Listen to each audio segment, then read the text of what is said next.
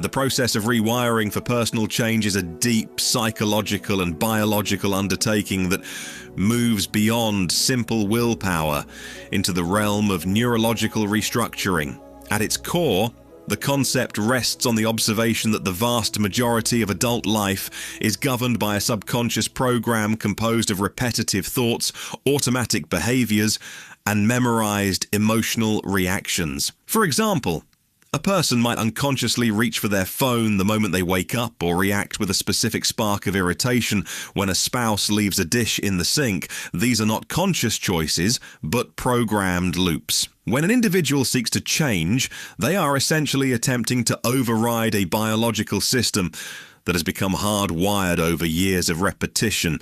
This hardwiring creates a state where the body, having been conditioned to feel certain ways, begins to act as the mind. If someone has spent years feeling busy or stressed, their body becomes addicted to those stress hormones, and it will actually seek out chaotic situations to maintain that familiar chemical high. Therefore, the first and most critical step in transformation is metacognition, which is the ability to observe one's own thinking processes. By becoming conscious of these programs, noticing, for instance, the specific internal dialogue that says, "I'll start tomorrow," an individual can begin to separate their identity from their habituated self. The difficulty of this transition lies in the discomfort of the unknown. When a person decides to break a routine, such as choosing to respond with patience instead of the usual anger, the body experiences a form of withdrawal from its accustomed chemical state. This stage is often described as a neurological and hormonal death of the old self. Many people naturally retreat to their old habits because the familiarity of a known suffering feels safer than the void of the unknown. This explains why many individuals only experience profound transformation after a significant crisis, such as a health scare or a job loss.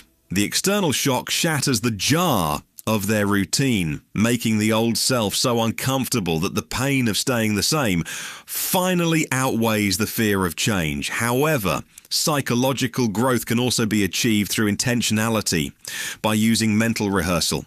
For instance, an athlete or a public speaker might close their eyes and vividly imagine successfully navigating a high-pressure situation.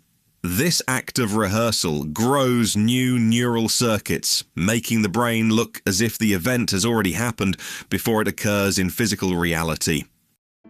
For those who are already content and living a happy life, the motivation for change is not about fixing a problem, but about maintaining neuroplasticity and expanding potential. Even good habits like a reliable exercise routine or a polite way of speaking can become rigid programs that limit a person's ability to respond to new life challenges. By intentionally stepping into the unknown, perhaps by learning a difficult new skill or changing a long-held perspective, an individual shifts their brain from being a record of the past to a map of the future. This process involves teaching the body emotionally what a future goal feels like before it has manifested, such as feeling the gratitude of a successful project while it is still in the planning phase. When a person combines a clear intention with an elevated emotional state, they signal new genes in new ways, effectively changing their biology. Ultimately, the benefit of this work is the development of a flexible, conscious mind that is no longer a victim of past conditioning, but is instead the deliberate creator of its own experience. Thank you for joining me in this video today. If you like this video, please give it a thumbs up, share it with your friends and family members, and subscribe to our channel for more insightful content on holistic well-being. Thank you, and have a great day.